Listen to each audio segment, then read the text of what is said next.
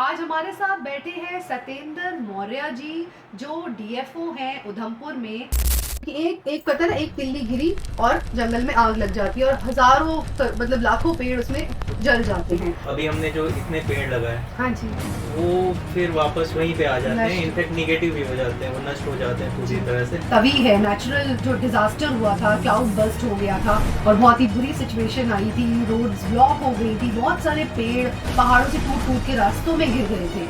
तो उस वक्त आपका क्या रोल था एज अ डीएफओ? पहली थी कि उनको हटाया जाए, तभी जाके मलबा हो गया क्लियर हो सकता है, तो काफ़ी अच्छी कोशिश हुई थी लाती है। कि अभी रिसेंटली हमने न्यूज़ में देखा कि आपने 2 लाख से ज़्यादा पेड़ हमारे उधमपुर में और आसपास की एरिया में आपने मतलब करवाए हैं। सो कैसा रहा, कैसे आपको अप्रूवल मिला? देखिए, जब तक लोगों का सहयोग नहीं मिलेगा हमारे जो एफर्ट है उतना इफेक्टिव नहीं हो सकते, क्योंकि हम एज ए डिपार्टमेंट कुछ लोग काम कर रहे हैं। बिल्कुल। यदि लोग काम कर रहे हैं तो मिलियंस ऑफ पीपल हैं जो काम कर रहे होंगे, यूज और थ्रो पे आ गए हैं। हाँ जी, हाँ जबकि जी। नेचर में देखोगे वो रिसाइकल होता है, रिसाइकिल। वाटर होता है, इवापोरेट होता है, नदी बनता है, फिर वो तो पूरा साइक्लिक प्रोसेस, तो वो हम भूल गए। नमस्कार दोस्तों, वर्ल्ड एनवायरनमेंट डे के इस खास मौके पर आज हमारे साथ जुड़े हैं श्री सतेंद्र मौर्य जी, जो डीएफओ हैं हमारे उधमपुर में। जब हम एनवायरनमेंट की बात करते हैं तो फॉरेस्ट, वाइल्ड लाइफ और प्रकृति की सुरक्षा का बहुत ही बड़ा योगदान होता है और आज इस जिम्मेदारी को पूरी लगन के साथ निभा रहे हैं सतेंद्र मौर्य जी। आज हम उनसे जानेंगे कि हमारे एनवायरनमेंट को बचाने में क्या हमारी जिम्मेदारी होती है, क्या ज़रूरी है, फॉरेस्ट को की ज़िंदगी को बचाने के लिए क्या सबसे ज़्यादा इम्पोर्टेंट स्टेप्स हमें लेने चाहिए और ऐसी छोटी-छोटी आदतें जिनसे हम नेचर को प्रोटेक्ट कर सकते हैं, हम अपनी कुछ कंट्रीब्यूशन दे सकते हैं। तो चलिए स्वागत करते हैं श्री सतेंद्र मौर्य जी का मेरे शो पर, हमारे पॉडकास्ट पर, और आज इनसे बात करते हैं एनवायरनमेंट डे के स्पेशल मौके पर, सिर्फ रेडियो उधमपुर 89.2 एफएम दिल की आवाज़ पर। आज हमारे साथ बैठे हैं सतेंद्र मौर्य जी, जो डीएफओ हैं उधमपुर में। और मैं पहले इनका स्वागत करती हूँ अपने शो पे और जानना चाहती हूँ इनकी जर्नी, कैसे इनका इंटरेस्ट डेवलप हुआ, कैसे इनका लगाव बढ़ गया पेड़ पौधों की तरफ और उनको लगा कि मैं इसे एज अ प्रोफेशन करूँगा और मैं रखूँगा अपनी धरती माँ का ध्यान। सो प्लीज़ आप बताइएगा कि कैसे आपका इंटरेस्ट डेवलप हुआ और कैसे आपकी जर्नी रही स्टार्टिंग से। मैं बेसिकली बलिया यूपी का रहने वाला जी। और जो ग्रामीण पृष्ठभूमि से वहाँ से आता हूँ, तो बचपन से ही नदी, झरने, तालाब ये सब तो देखा हुआ था, जी। बट कभी पता नहीं था कि इसमें भी एक कैरियर है। जी। जब हाँ, पहले उतनी अवेयरनेस नहीं थी, हाँ, पहले इतना नहीं पता कोई रहता। ऐसी सर्विस है जो इनको मैनेज करने के लिए बनी हुई है, जी। इतना साइंटिफिक वे में इनको मैनेज किया जा सकता है। जी। जी। तो जैसे ही उसके बाद मैंने इंजीनियरिंग किया, इलेक्ट्रिकल इंजीनियरिंग IIT भोपाल से, बहुत बट बाद में कुछ सीनियर्स वगैरह ने बताया कि आप ये भी परस्यू करो, तो फिर उसके बाद मैं सर्विसेज में आया जी। और ये जर्नी काफ़ी अच्छी रही है। जैसे जैसे आप एक्सप्लोर करते जाते हो तो जी। पता चलता है कि जो वाइल्ड लाइफ है वो सिर्फ पेड़ नहीं है, वाइल्ड लाइफ है, माइक्रोब्स है, छोटे छोटे ओके। इंसेक्ट्स हैं। तो मतलब सर का पहला प्यार ना उनके पेड़ है, उनको पेड़ पौधों से ही सबसे ज्यादा प्यार है, उसके बाद उनके जिंदगी में कोई और है। क्यों सर, है ना? आपको पहले पेड़ पौधों से पूरा वो है, मतलब प्यार है उन्हें, उनके साथ आपका एक अलग ही रिश्ता बन चुका है अब। तो सर, दूसरा सवाल मैं आपसे ये पूछना चाहती हूँ कि जैसे आजकल न्यूज़ में भी आया था और ये पंचारी वाला पूरा एरिया है, तो इसमें कई बार ऐसा हुआ है कि एक बार आग पकड़ी और पूरी पूरी होता है ना, जंगल जलता चला जाता है, क्योंकि एक पता है ना, एक तिल्ली गिरी और जंगल में आग लग जाती है और हजारों मतलब लाखों पेड़ उसमें जल जाते हैं। सो इस चीज़ को अवॉइड करने के लिए क्या करा जा सकता है, पहली बात। और दूसरी बात कि जब इस तरीके की न्यूज़ आपके पास, जब आपके पास फ़ोन पहुंचता होगा या आपको इन्फॉर्मेशन पहुंचती होगी कि यहाँ पर आग लग गई है, तो आपका फर्स्ट स्टेप क्या होता है? मतलब आप कैसे करते हैं इस सिचुएशन को हैंडल? अभी जैसे गर्मी का मौसम आ रहा है जी। तो तापमान आपका बढ़ जाता है। अब उसके वजह से क्या होता है कि जितना भी फॉरेस्ट एरिया जी। वो वनरेबल हो जाता है। जैसे आप देखोगे कि उधमपुर में जो भी फॉरेस्ट है, जैसे आप पंचारी की बात कर हाँ रहे हो, जी। हाँ जी। तो वहाँ पे होता क्या है कि जो चीर पाइन का नीडल्स होते हैं उनका एक्यूमुलेशन काफ़ी बढ़ जाता है इस टाइम पे। अच्छा। और जो जैसे कि आप बात कर रहे थे कि थोड़ा सा भी चिंगारी लगा और पूरा हाँ फैल जी। गया, हाँ जी। तो इससे होता क्या है कि जो अभी हमने जो इतने पेड़ लगाए हाँ जी। वो फिर वापस वहीं पे आ जाते हैं, नष्ट। इनफैक्ट निगेटिव भी हो जाते हैं, वो नष्ट हो जाते हैं पूरी जी। तरह से। जी। तो इस तो प्रोसेस को समझने की ज़रूरत है। जी। और जब भी हमें फॉरेस्ट में आग लगने की खबर खबर आती है जी। तो हमारा सबसे पहला कोशिश होता है कि उस जगह पे जल्दी से जल्दी पहुंचा जाए। अच्छा। इसमें समाज का काफ़ी, सोसाइटी का काफ़ी सपोर्ट रहता है हमें। कई बार देखा जाता है कि लोग खुद ही हमें फ़ोन करके, मेरे पास फ़ोन आते हैं लोगों के। और इसके अलावा डिपार्टमेंट का एक स्टैंडर्ड प्रोटोकॉल बना हुआ है जी। अभी। जैसे आप देखोगे तो हमारे पूरे उधमपुर डिवीजन में 12 कंट्रोल रूम एक्टिव है। अच्छा, 12 12 जहाँ पे लोग 24/7 एटलीस्ट 2 से 3 लोग रहते हैं जी। और जब भी आग लगती है उसकी सूचना हेडक्वार्टर्स को दे देते हैं जी। फिर उसके बाद हम तुरंत मोबिलाइजेशन करते हैं लोगों का और लोगों के साथ मिलकर वहाँ पे आग को काबू करने की कोशिश करते हैं जी। सो यहाँ मेरा मैसेज है उन गाँव के लोगों के लिए जो इस बात को बहुत ही हल्के में लेते हैं कि बस थोड़ा सा कचरा ही तो जला रहे हैं, क्या फ़र्क पड़ता है।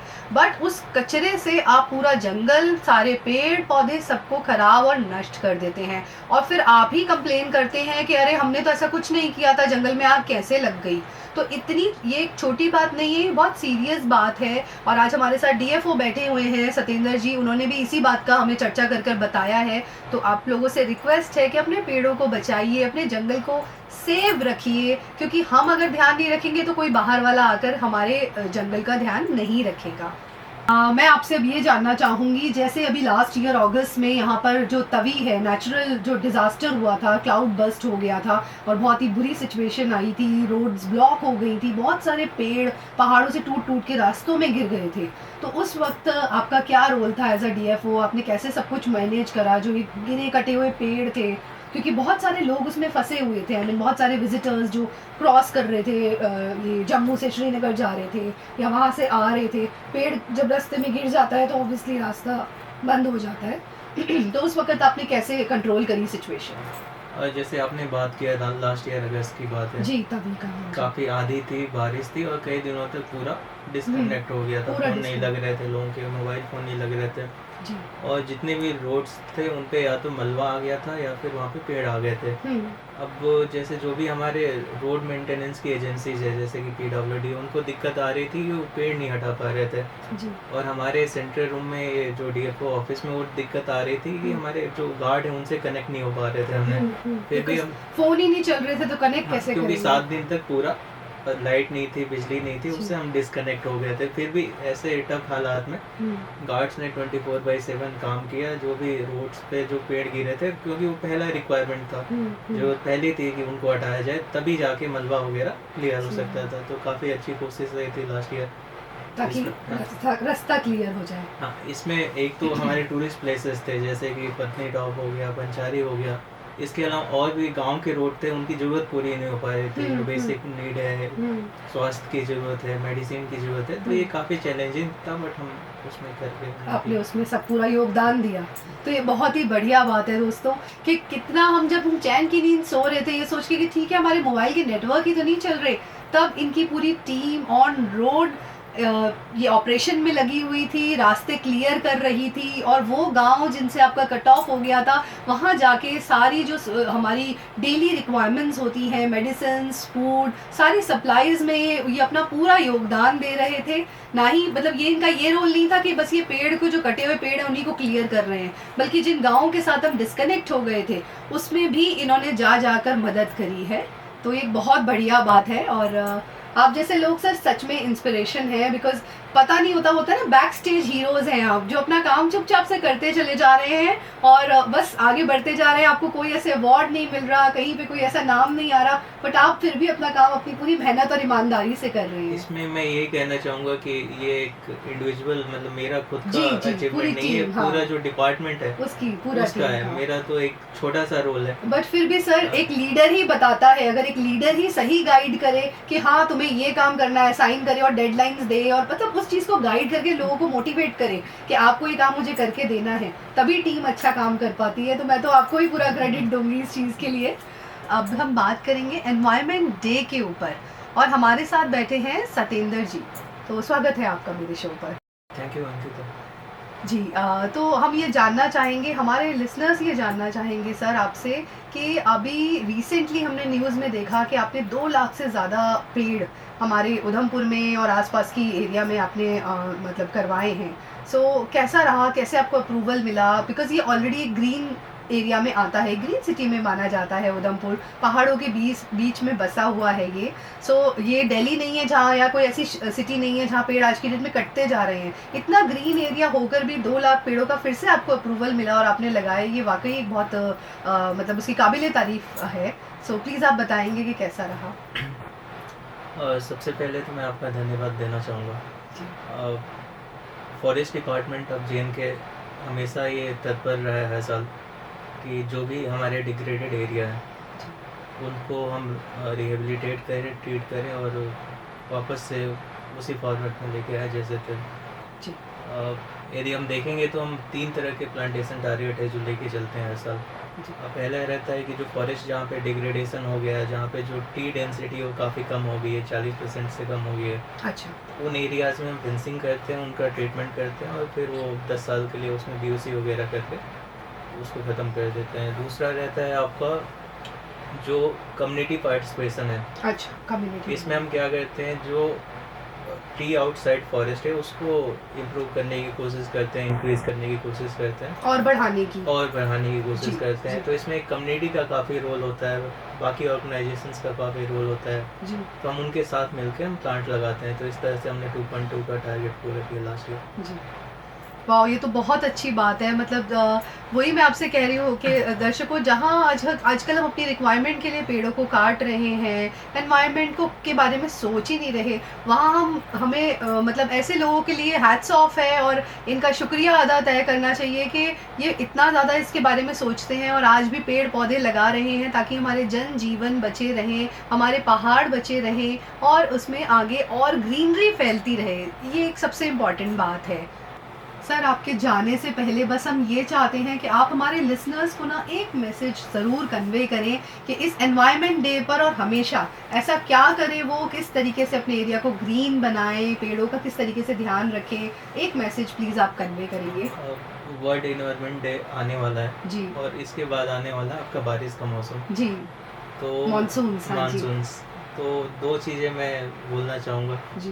एक तो वर्ल्ड एनवायरनमेंट डे के दिन आप जो जागरूकता है उसको फैलाएं, लोगों से बोलूँगा जो भी मेरा पॉडकास्ट सुन रहे हैं। जी। इसमें क्या है कि जैसे हमें लगता है कि एज ए इंडिविजुअल हम कुछ नहीं कर सकते, लेकिन देखेंगे तो एज ए डिपार्टमेंट हम जितना करना है वो तो कर ही रहे हैं, लेकिन जब तक लोगों का सहयोग नहीं मिलेगा हमारे जो एफर्ट है उतना इफेक्टिव नहीं हो सकता, क्योंकि हम एज ए डिपार्टमेंट कुछ लोग काम कर रहे हैं। बिल्कुल। यदि लोग काम कर रहे हैं तो मिलियंस ऑफ पीपल हैं जो काम कर रहे होंगे। जी। और जो छोटी छोटी चीज़ें हैं जैसे कि बिजली बचाना हो गया, जाते समय रिन्यूएबल एनर्जी का यूज़ करना हो गया, साइकिल का यूज़ करना हो गया, जो पेड़ लगा रहे हैं उसको ऑन करना हो गया।